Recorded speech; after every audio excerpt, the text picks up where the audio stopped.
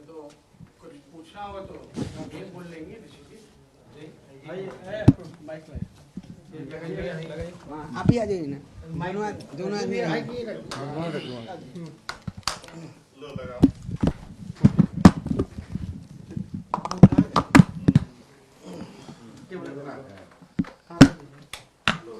जी एक सेकंड ना, आपका माइक का हमारा हम आगे लगाए राजकमल जी के साथ होटल में थे, फोन किया मोबाइल कैमरा राजकमल जी के साथ बैठे हुए थे।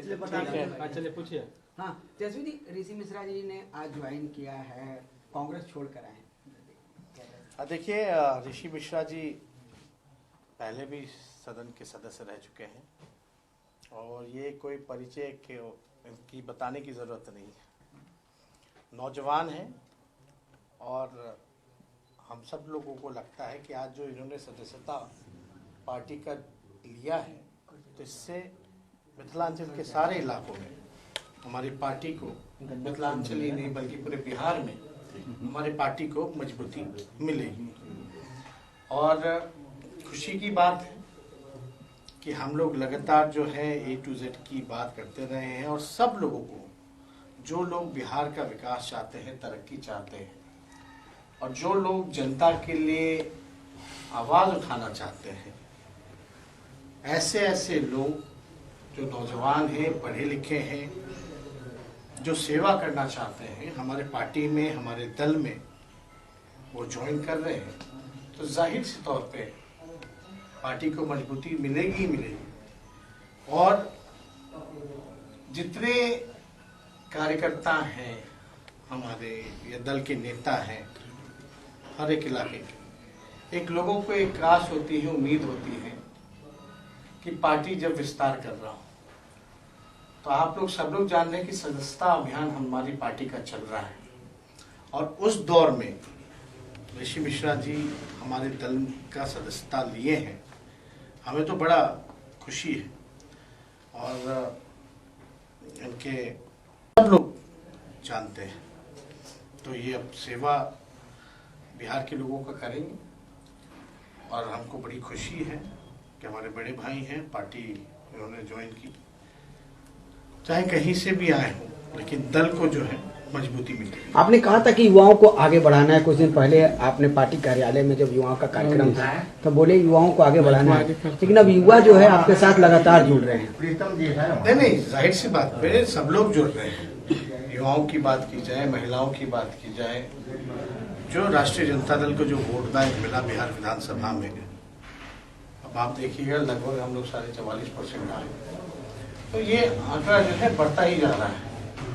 और हम सब लोग, अभी तो विधानसभा चल रहा है, सब लोग वाकिफ है कि बिहार की दिक्कतें क्या हैं, परेशानियां क्या हैं। बेरोजगारी को लेकर के हम लोगों की लड़ाई है, पढ़ाई, दवाई, सिंचाई, कमाई, आप सब लोग जानते हैं जो मुद्दे की बात है वो होनी चाहिए। बिहार सरकार में लगातार भ्रष्टाचार, अपराध जो है बढ़ता चला जा रहा है, कहीं कोई विकास का काम नहीं हो रहा। नौजवान हो या बिहार की आम आवाम हो, छला हुआ महसूस करती है मौजूदा शोर दरवाजे से जो आई हुई सरकार है उसके कारण। तो हम लोग सब लोग मिलकर के बेरोजगारी के खिलाफ, हम ऋषि जी सब लोग हम लोग लगेंगे, उतरेंगे मैदान में। अच्छा, आखिर क्यों युवाओं को आकर तेजस्वी यादव से कहना पड़ता है? हमने कई वीडियोस भी दिखाए हैं, चलाए हैं कि अब हम आत्मदान कर लेंगे। आप देखिए, नौकरी होते हुए, पद होते हुए नौकरी नहीं दिया जा रहा, क्यों नहीं दिया जा रहा? हम तो यही पूछ रहे हैं ना सरकार से। सदन में भी सही से उत्तर नहीं दे पाते ये लोग, भाग जाते, जवाब नहीं दे पाते। अब आप सोचिए, कल्पना कीजिए, जो बच्चा डिग्री लेकर के भी जो हकदार है, जो मेरिट लिस्ट पे है, मेरिट की बात करनी चाहिए, तो जो मेरिट पे भी है उनको भी नौकरी नहीं मिल पा रहा, घोषणा होने के बाद भी, लिस्टेड होने के बाद भी। आखिर क्या कारण है? आखिर ये कारण क्या है? और ये कोई पहली ऐसी घटना नहीं, लगातार हर एक परीक्षाओं में, हर एक भर्ती में हम लोग देखने को मिल रहा है। ये एक बड़ा रैकेट बना हुआ है, जहां भ्रष्टाचार ही भ्रष्टाचार भरा हुआ है। लोग काम नहीं करना चाहते। आप नेशनल एवरेज के मुकाबले कैसे आइएगा? आप कैसे तरक्की कीजिएगा? आप कैसे आइएगा? तो ये सारी गंभीर मसलों पर सोचना पड़ेगा। अब तो लोग तंग आ चुके हैं इस मौजूदा सरकार से। जो बाहर ही निकलता है, बता दीजिए, अभी तो शिक्षक हो या STT के लेकर के लोग जो है प्रदर्शन कर रहे हैं, आ रहे हैं। लेकिन सिर्फ उतना ही नहीं, हर एक चीज में जितने सरकारी कर्मचारी हैं वो भी परेशान है इस मौजूदा सरकार। प्रतिदिन बिहार लाठी का तो सरकारें है ना, क्या क्या करेगा? आपकी बेरोजगार आप जवाब नहीं दे पाते हो तो लोगों को मारो, भगाओ।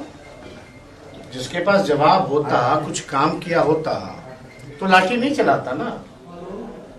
और मुख्यमंत्री तो जनता का चुना हुआ है ना, तो जनता ही को मार के भगा रहे हो।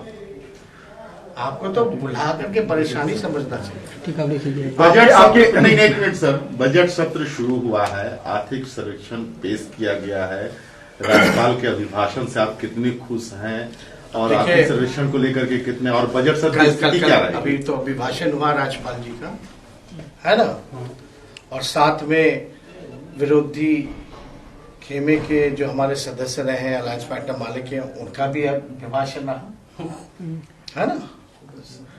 सच्चाई कहाँ है नहीं है ये जनता जानती है।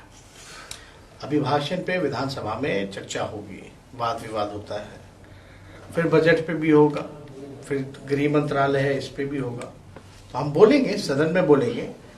कल तो बजट को जो है पेश किया जाएगा, कल तो बजट पेश किया जाएगा। और इसके बाद जो है 1 तारीख को छुट्टी है, 2 तारीख को हम लोगों को बोलना। लेकिन कल हम स्टालिन जो मुख्यमंत्री हैं चेन्नई के, वहां हमको जाना पड़ रहा है, तो हम लोग तो बजट तो देखेंगे ही।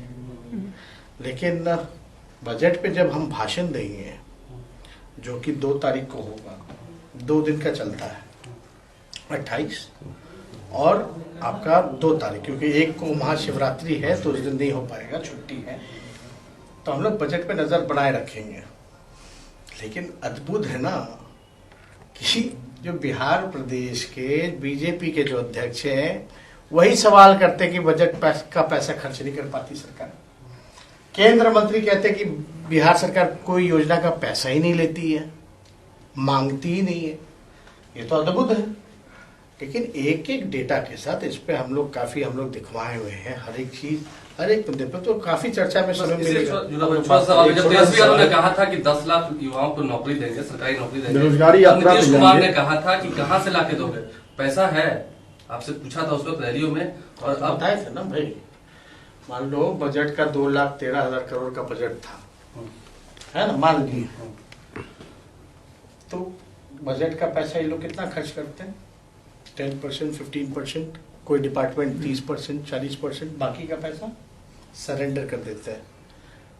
खर्च कीजिएगा तब ना। जी एक सवाल है कि जिस ये बात तो हम चुनाव के दौरान ही कहे थे, जो आज जो भाजपा के लोग कह रहे हैं, ये तो हमने चुनाव के दौरान ही कहा था। पिछली बार जिस तरीके से बजट सत्र में बोल रहे जी बेरोजगारी यात्रा में आपकी सबसे बड़ी ताकत युवा होंगे, आपके साथ लगातार संपर्क में भी है वो। अच्छा एक बात बताइए, जब बेरोजगार होता है कोई घर में नौजवान, तो परेशान केवल नौजवान रहता है कि पूरा परिवार रहता है? सब रहेंगे सब। आइए